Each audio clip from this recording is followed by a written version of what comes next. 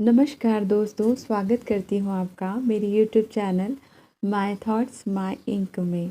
दुनिया में दो तरह के लोग होते हैं। पहले वो जिन्हें कोई फ़र्क नहीं पड़ता कि उनके आसपास का माहौल कैसा है, उन्हें क्या करना है, उनके लिए साफ होता है और ऐसे लोग बहुत उन्नति को प्राप्त करते हैं और हमेशा खुश रहते हैं। और दूसरे इस प्रकार के लोग होते हैं जो पूरी दुनिया को गलत ठहराते हैं और कहते हैं कि उनका काम क्यों नहीं हो रहा है या उनका मन क्यों नहीं लग रहा है या उनके अच्छे दिन क्यों नहीं आ रहे हैं या वो खुश क्यों नहीं हैं।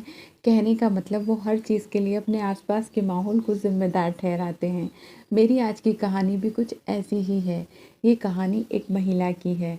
वो प्रतिदिन मंदिर आती थी, सालों से परिक्रमा करती, पूजन करती, कुछ देर कीर्तन सेवा करती और अपने घर चली जाती। अब एक दिन अचानक वो महिला आकर उन मंदिर के पुजारी से कहती है कि पंडित जी, अब मैं आज से मंदिर आना बंद करने वाली हूँ। आज मैं आखिरी बार आई हूँ।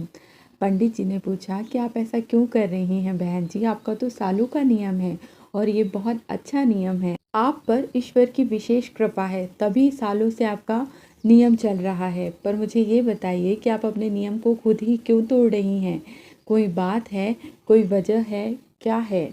अब वो महिला पंडित जी से कहती है कि बस अब पहले जैसा वक्त नहीं रह गया है पंडित जी। पहले मैं मंदिर आती थी तो मंदिर का माहौल बहुत अच्छा होता था, मुझे शांति सुकून मिलता था। पर आजकल वैसी बात नहीं रही। लोग फ़ोन पर अपने व्यापार की बात करते हैं, गप्पे लड़ाते हैं, औरतें आ आकर एक दूसरे की बुराइयां चालू कर देती हैं। कहने का ये मतलब है कि अब मंदिर में भी पहले जैसी शांति और सुकून नहीं बचा है। अब पूरी दुनिया दुनिया के सारे काम मंदिर में कर रही है। पंडित जी ने कहा कि ठीक है, आपकी जैसी इच्छा, पर मैं चाहता हूँ कि जब आप आखिरी बार आई हैं तो एक कलश दे रहा हूँ पानी से भरा हुआ। इस मंदिर की 2 बार परिक्रमा लगाई है और पानी एक बूंद भी नीचे नहीं गिरना चाहिए। महिला ने पंडित जी की बात मान ली क्योंकि वो पंडित जी का बहुत आदर करती थी। तो उसने कलश उठाया और परिक्रमा देनी शुरू कर दी, ईश्वर के नाम को स्मरण करते हुए। अब उसने पूरी 2 बार परिक्रमा की और ये पूरा ध्यान रखा कि पानी कलश के बाहर ना आए। अब वो पूरी परिक्रमा खत्म करके पंडित जी के पास आई और उसने कहा, पंडित जी, ये परिक्रमा देते वक्त मुझे बड़ा सुकून महसूस हुआ। आपका धन्यवाद जो आपने मुझसे ये सेवा करवाई। पंडित जी ने पूछा कि जब आप परिक्रमा कर रही थी और भगवान का नाम ले रही थी, तब मंदिर के आसपास क्या चल रहा था? वो औरत समझ गई। उसे थोड़ा सा झटका लगा और उसे अपनी गलती बिना पंडित जी के समझाए ही समझ आ गई। उसने कहा कि आप जो कहना चाह रहे हैं उसे मैं समझ चुकी हूँ और आपसे क्षमा मांगती हूँ। सच तो ये है कि अगर मेरी ईश्वर में श्रद्धा है या मैं पवित्र हूँ, मुझे कोई नियम ला चालू करना है तो मुझे आउटसाइड के लोगों पर ध्यान ही नहीं देना चाहिए था। सच तो ये है, मेरा अपना मन अपने वश में नहीं है, इसलिए वो दुनिया की सारी बातों पर ध्यान दे रहा था और मंदिर में आके मेरा ध्यान सिर्फ भगवान में नहीं था।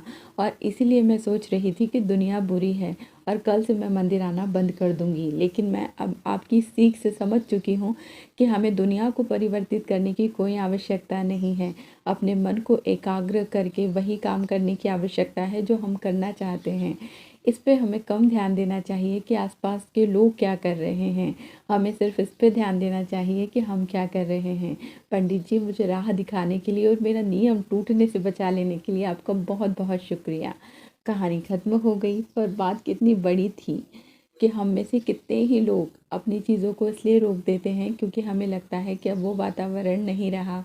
कुछ चीज़ों को, कुछ नियम को, कुछ परंपरा, कुछ संस्कारों को हम भी छोड़ देते हैं कि लोग हंसेंगे, क्या बातें करेंगे, क्या कहानियाँ बनाएंगे। लोगों को बनाने दीजिए, कैसा भी माहौल हो। आप अपने संस्कार, अपनी तमीज़, अपनी सभ्यता मत छोड़िए। और ये बात सभी पर लागू होती है, चाहे पढ़ने लिखने वाले स्टूडेंट्स हों, चाहे कैरियर कॉन्शियस बच्चे हों, चाहे घरेलू महिलाएं हों, चाहे आदमी हों, चाहे बड़े बुजुर्ग हों।